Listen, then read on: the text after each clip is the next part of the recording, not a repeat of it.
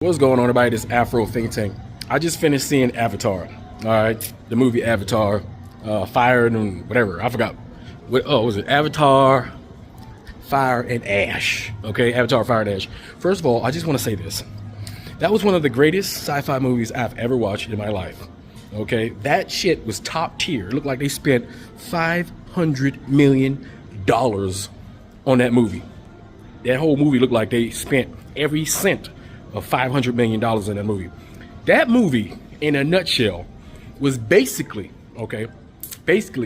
African people and Native Americans and blue whales and great squid attacking white supremacy, along with the good ally white folk. All right, now I ain't gonna lie, you had two white saviors. All right, you know we're gonna get that the way. We got two white saviors. All right, you had the Beastmaster's son, all right, with the dreadlocks. All right, and then you had the OG, goddamn freaking Tarzan out that bitch. All right, listen, like, it's so obvious. This is the fantasy of those people who I don't know who wrote this. I don't know who wrote it. I don't know who produced it. I don't know who directed it. But everything says, if you read into the allegories in the movie, everything says white folks want to be melanated and they want to be connected with nature, and they need to find a way to find their humanity in order to connect it with that nature, which they have the ability to do so if they just come out of their non-nature's thinking, I guess, we say. This thing had everything, all right? It had some of the best goddamn combat I've seen in the movie. Best shooting I've seen in the movie. Best special effects I've seen in the movie in a long time. Man, I'm talking that shit. They was, man, what? You ever seen a blue whale in combat? All right, because that's what I saw. All right, I'm talking, that shit was wild, yo. Like, that's a movie. That's a reason to get up and go to a movie. It was wild. All right, you had the father-son dynamic. You had the father-son stepdad dynamic. You had the damn sisters, the two female relationship dynamic. You had the daughter dynamic. You had the, not living up to your father's expectations dynamic. You had the coming of age warrior dynamic. Man, you had to and listen, it was pretty windy in there too. You know what I'm saying? So it was windy. Had a lot of those moments in it. They was trying to hit us with, they was hitting you with every heart. They was trying to pull every damn heartstring that you got. All right, I'm telling you. They did, like, they spent, well, how long did it take this movie to come out? Huh? How long did it take? I think they wrote the whole story, because that junk was way too relevant. It was way too relevant to this time. It was basically the story of humanity in an allegory on another planet. And I'm a Marine. And I was enjoying watching the Marines get their ass whipped, all right, by the goddamn native indigenous population of the planet, okay? Now listen, white folks, if you watch this, because my Pan-African ass can make everything about goddamn race. Listen, this movie was about race. If you are a white person and you watch this movie and you was on the alien side, then that means in the real world, you know whose side you're supposed to be on. Listen, you white folks, all right, if any of you racist people watch the movie, all right, and you was on the alien side against the Marines, then you need to do some introspecting, okay? Think about it. And I'm a Marine, and I was enjoying the Marines get their ass whipped, all right? They got their ass whipped, all right? They came in there doing what they do, right? And then got their ass whipped by nature. And clearly Mother Earth starred in this movie. I mean, the allegories was everywhere. Like, excellent writing, excellent movie, excellent everything. Everything about this movie was excellent, all right? Now, I'm sure other people have different opinions. There's going to be a lot of controversy. Oh, God. Because, I mean, all the attire was East African, Nilotic Africans, and Native Americans. I saw and heard goddamn Native Americans and East Africans and West Africans, everything, all right? Anyway, that's all I got to say for now, guys. It was a great movie. I recommend to go and see it in the theater. This is a movie where you should go into the theater and see, all right? Anyway, that's all I got to say. It's Afro Think Tank. Learn some Tito. I'm out. Let's discuss Avatar Fire and Ash, how it is basura, trash. They want us to have constant sympathy for these colonizers. There is a part where Jake and Naturi are arguing because he's like, do you hate me? I'm one of them. Are you one of them or are you one of me? Like, which one is it? She has the right to be peed off that they are taking everything from her every single movie. And Jake want to sit there and argue with her about semantics right now. Oh, I'm one of them. Do you feel like the part of your children? Do you hate that part of them? Yep. I made a mistake. Yup, I do. Don't even get me started about how the spiritual person, the person who saves them, is the girl that came from the white woman. How she get access if she not even an original Avatar? What? And don't even get me started about how Jake saved the Colonel. And the Colonel ended up taking his own life at the end of the movie. But it's really blowing me. Like, this man is a part of taking your child's life, literally ruining you, your wife, your children's livelihood, everything around them. But hey, let's save them, right? Because of sympathy. No! That once again, we know that the white people gonna save people. It don't even matter whose side they on. They gonna save their people. The end of the movie is all of the avatars accepting and initiating the little white boy into being the avatar officially. This got to be a joke. Movie is these color people dressing up in tribal wear and braids. Sick. How you gonna have a movie relating to Native Americans, relating to the black people, relating to African people, but none of us are in sight for real? Get out of here. I have some passionate criticism on Avatar Fire and Ash, and all this coming from someone that still enjoyed the movie. Dusty husband. What do you mean she's on the edge about to give birth and was like, I fear we won't survive this? Where were you? Where was he at? Make the documentary about all the cultural references now. Right now. His performance in the scene where he's supposed to genuinely believe that Jake is about to off him was not working for me. I'm sorry. That was not working. You really fell in love with a pink skin, then want to shame and be disgusted in the other pink skin boy who's also taken up your culture, mind you, and you're the only family that he's ever known. And you got issue with your kids because they have pink skin? Girl, bye. The concept of a woman basically abandoning what her God is because she feels as though it's turned its back on her and her community makes sense. For her to then want to exploit her own community, use the white man's power to make sure as many of them burn, is where I was feeling some disconnect. Cause girl, why? And what they got to do with Awa? And I give you, if I can't be touched by Awa, then none of you can. So I want you to all burn, struggle, die. But girl, we all going through stuff. Wake up. Another reason the movies feel repetitive is because of what happens with Mother Nature, Awa, every single time. Comes in, saves the day. In the first movie, Jake was able to connect with Awa and ask for that. But now they make it seem like it must be through the special avatar that Awa or the world around them wants to help it all. Why is that? Why is that? These movies are about colonism. This guy's a huge part of that. I needed him to be evil, terrible, exploit a culture, use it until he gets what he wants, and then does something terrible at the end of the movie, like you expect from this character now. But you want to give us Pocahontas 2.0 again? Okay, he has a kid that loves the culture. He messing around with one of the locals. Great. But then to have him lazily throw himself off the side at the end of the movie. No! We either get to see somebody mess you up or we watch you see God. That's it. My boyfriend came to see this movie with me blind. Shout out to him for that. About 3 minutes in, he asked if everybody in the movie was supposed to be black. He did. I just have to get this off of my chest. The Avatar franchise is 100% based off of South Sudanese people. Literally phenotypically taken from us. Tall, lanky, dark, ethereal, otherworldly. We're not called blue-black for no reason. Names like this new character, Barang. Meanwhile, our homies on the block are called Garang, Gatluak. You've got the Acholi, like Suli. It's not just the Aduts and the Anoks, because when you hear the language of the Na'avi, at least as a South Sudanese person, you're like, Aiwa, manangachwak, which sounds mad familiar, right? Yeah. And we've been covering ourselves in ash for centuries. It's a tradition shaped by our climate and cattle herding cultural practices. All of our style, clothing, and drip down to the jewelry bra. This man is who they archetyped for sure. Because wouldn't it be weird to see a movie with a bunch of blonde-haired, blue-eyed, tall people with axes and hammers living on boats as a way of life and not give a nod to, like, Viking culture?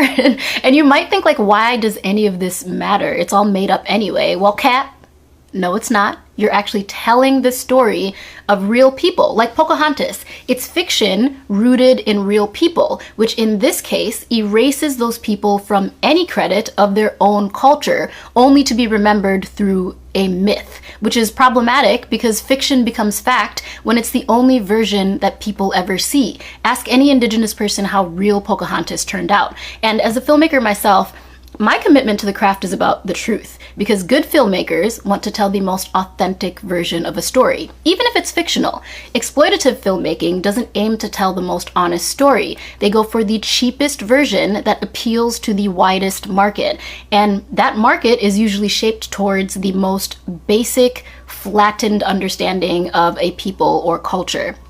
So should filmmakers be allowed to make whatever they want? Could Zoe Saldana play Nina Simone? Sure. Would it be the most honest rendition of that story? Probably not. And why does this matter in context to Avatar? Because it takes the cultural and underdog humanness of a place like South Sudan, the youngest country in the world, which quite literally defied every odd to gain its sovereignty, and attributes all that world building to Hollywood. And I promise you that Hollywood is not building the future. It just continues to cosplay and recycle these types of stories, strips them for aesthetics, repackages them with CGI, AI, and then calls it innovation. But this is why I love AI, because it is democratizing means of production. So I don't have to wait for my story to be greenlit. So if you truly love Avatar and you want to support the real life people and culture that inspire that type of storytelling, I would love and appreciate your follow and share. Okay, bye. The movie The Avatar it's inspired by South Sudanese, but the Hollywood is not going to come to tell South Sudanese thank you for the inspiration and everything, or they just have to put it at the start of the movie, right? This is a real story inspired by South Sudanese with this culture, with this mark, with this look. And that they have to draft some pictures of South Sudanese in there to indicate that this is a real life story that they are trying to tell in different ways, right? But no one came to South Sudan and appreciate our way of lives being translated into movie, and now we didn't get the credits for that. So we're not asking for credit or anything. It's the creativity to use that, but at least they should comfort to the people to tell them exactly that without you, this great story would not be written or put out in this form. Thank you so much for everything. Nothing like that happened. So it's just like a stolen story. Can you check all these pictures? Look at this one. Look at this one. Look at this one. Like, look at this one. If you've seen the similarity, okay, look at this mark. Look at this mark. And this one, and that one. It's all the same. So it's our life, and this is how we live. And we've seen the height, the marks, the bed, the clothing, the nakedness, the way of life. Like when you see that movie, I'm not telling you go and view it, because that will give more credit to them than to us. I'm not advising you to go and watch the movie, but I just want to show you similarities between the characters in the movie, The Avatar, and the people of South Sudan. Now if you have seen the similarity, and they all work the same. We are the inspiration. When you look at all the movies in the world, they've been inspired by something. Look at the movie, let's say Tom and Jerry. So they're inspired by cat and rat, right? So when you look at the movie, the Spider-Man, it's inspired by Spider. And the rest, everything as inspiration until when it comes to Avatar. Avatar is no inspiration. There's no real people behind it, like the way they narrate it to you. But the reality is South Sudanese are the inspiration behind that movie. And we are not asking them for anything. What we want is, we want to show the world exactly these are the people being played in that way. So it should have been like more of cattles in it, and then the way of life, the reality before it's turned into that drastic look. It has to be something real, and then after that it will be translated into that things. Try to push it out. Let other people know exactly we are the people behind that, and appreciate us for a while. Thank you so much.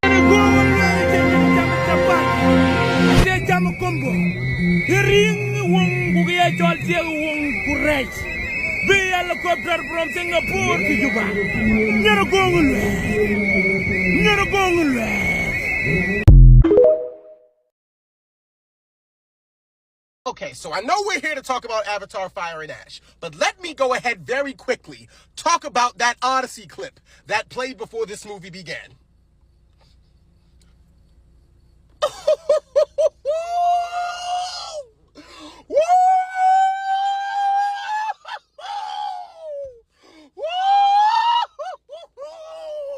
You want to talk about a promo? Ours, because that Odyssey look like it's gonna be the shit. I'm about to buy my tickets right now. You want to talk about iconic?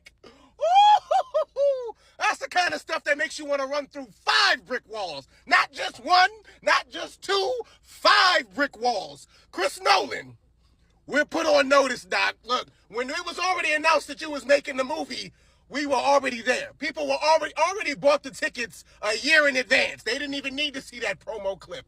But now, now that the streets done been fed with that,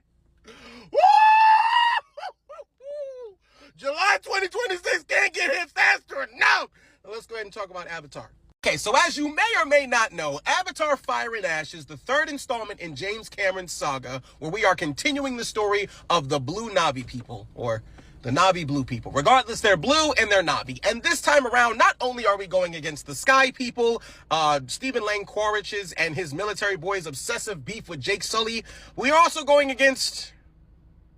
I can't necessarily remember the character's name, but I'm just going to call her the Fire and Ash Lady. We're going against the Fire and Ash Lady, and she is terrifying. Ladies and gentlemen, she is absolutely, as those trailers advertise, she is a villain. Stephen Lang's Quaritch is a great antagonist, but this lady, the Fire and Ash Lady, guys, that's a villain. That is a pure evil villain. Like, she is just absolutely batshit crazy. And fun fact about her, that's actually the same girl who got Robb Stark caught up and killed at the Red Wedding in Game of Thrones. And granted, that was very much so Robb's fault for, falling in love and, betraying the guy's, vow or whatever that they made, because he was supposed to marry that guy's daughter and ended up wanting to be with her. But yeah, we're not putting the blame solely on, her or Robb, but, it's just a fun fact. She was a part of that massacre. But regardless, it's just very nice to see her play a completely opposite and terrifyingly horrifying character all at the same time. And just as many people are saying, yes,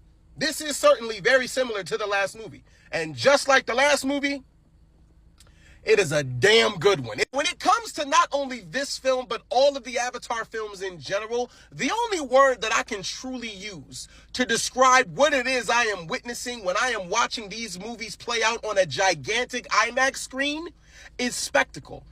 These movies for me are nothing short of a complete utter spectacle. And I know that some people think these movies are overrated. I know some people have their feelings about this movie. And the main consensus, or a very popular one that I am seeing about this movie, as I said, is a lot of people are saying it is the same film as the last one. And yes, they do share a lot of similar themes and a lot of similar tropes from each other.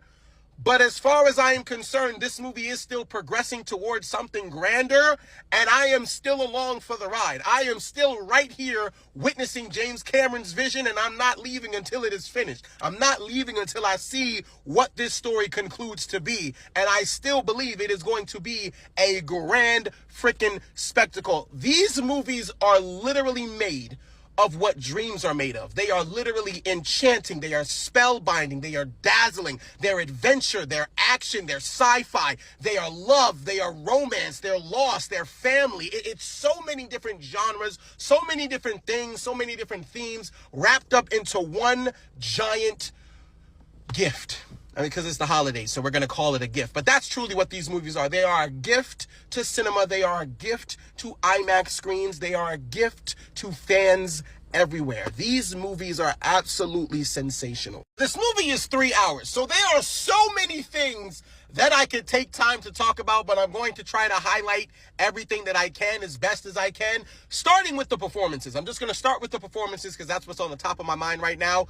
The performances get better and better every single movie. Sam Worthington continues to prove that he was the correct choice for Jake Sully, although they did want to get Matt Damon in this role at first, and I'm always very curious to see how that would have played out. I'm sure it would have been fantastic. But I'm glad that Sam Worthington is at the helm of these movies because he's a very good character. He's a very good franchise leader. I love him as Jake Sully. He gets better and better each and every movie. Zoe Saldana never fails to disappoint. First of all, she always starts the movies, at least the last two films, these last two movies, she has always started with that one song, no te digas. I don't know necessarily what she's saying, but it sounds absolutely beautiful. But the performances that this lady be putting her heart and soul into these movies. I mean, you could just see it all over her facial expressions. She truly believes she's Navi. And she's got me. I really think when she's on set, she truly believes she's a part of these people, which is, of course, the entire point of acting. But I mean, she does it so well. Her performances in these movies need to definitely be praised a lot more because she always brings it. Stephen Lang as Quaritch, my favorite. One of my favorite characters, man. He's just so funny. He's so charming and just so maniacally evil all at the same time. But I love the internal battle that is going on in this film particularly. There is an internal conflict with his character being torn between the people that he is now sort of, I guess, semi-joining, the Fire and Ash people, and of course the humans that he still says that he fights for. He is being torn in between them, and I love his character development in the movie. And as I've always said, or as I also said, the Fire and Ash lady, that's a villain. Every time her and her entire clan of people were on screen, I was terrified for everyone's life. I didn't think anyone was safe. That's how it's supposed to feel when you got a real villain on screen. You're supposed to feel as if no one is safe. No one felt it. Nobody's character felt safe this time around. I absolutely loved it. Then, of course, we have the unsung hero of the films, and he's right behind me because this is the only space that I can make. I didn't want to block Zoe Saldana's character, but the kid who plays Jake Sully's son, I want to say his name isn't Noah, but it's like Noah or something like that. But he's amazing. He's tremendous. He builds off of his performance from the last film, and he gives a tremendously brilliant film. Sigourney Weaver, once again, is absolutely astounding. I really, really enjoyed Spider this time around. Granted, he was a little cringy at times with some of his heroic badass lines that he was trying to pull off, but I'm not really gonna gripe the kid for that. He's very entertaining, and I very much enjoyed his arc in the movie as well, and just how pivotal his character has become to this story being told. But guys, like, I will say, if there was some, I'm just gonna get it out the way, if there is something that I would have to say that negatively affected my viewing experience, it is the runtime. I think this movie is I would say incredibly too long, but I think it definitely could have been maybe like 20 minutes shorter. It really could have clocked in at the same runtime the last movie did. I don't think this movie needed to be 3 hours, but at the same time, it's just like while I'm watching this film, some odd reason I'm getting more and more energized throughout the film. Some of it kind of drags, but honestly, for the most part, majority of the scenes are so gorgeously beautiful to look at. I can never just not feel like I'm in some sort of whimsical, enchanting dream sequence that I never want to leave. That is what it always feels like entering Pandora, and I'm always here for it. I will also say this, although that I can see what people are most certainly saying when they say that this movie is very similar to The Way of Water, I will say story-wise, overall, it may not be progressing as far as like giving us so many new things to look forward to in the other movies, but character-wise, it is thoroughly developing each and every character. The main, I would say, theme this time around is about grief and loss. And more so, we are dealing with the loss of Jake Sully's son from the last film. And then we are also dealing with the loss of Quaritch. And what I mean by that is they keep reminding him throughout the film that the human version of you is dead. You are holding on to a dead man's memories. You have brand new eyes. You need to look through them. So he has lost something, a part of himself, but gained a new thing that Jake Sully is trying to get him to open up and look through the lenses of what your eyes are now, not what they were before. But there are a lot of great character developmental moments in the movie that make the arc so much stronger and make you truly root for this family and empathize with them. And you feel like you're a part of that family as well. You feel like you are so just very closely a part of this journey, and it's something that I truly think James Cameron is a master at when it comes to storytelling, is really getting you to root deeply for these characters, like root them, like cheer them on. That's basically what I was trying to say. I only have 10 seconds left in this reaction, so I'm just going to leave you with this. Go watch Avatar. Go watch it on an IMAX screen. It's freaking spectacular. You won't regret it. Free Sudan! Boycott diamonds and gold! Free Sudan! Boycott diamonds and gold! We most definitely cannot forget about the people of Sudan. Thanks for watching Afro Think Tank. Don't forget to like, share, and subscribe. And follow me on Substack and Patreon for more content. Remember, it's Pan-Africanism or nothing.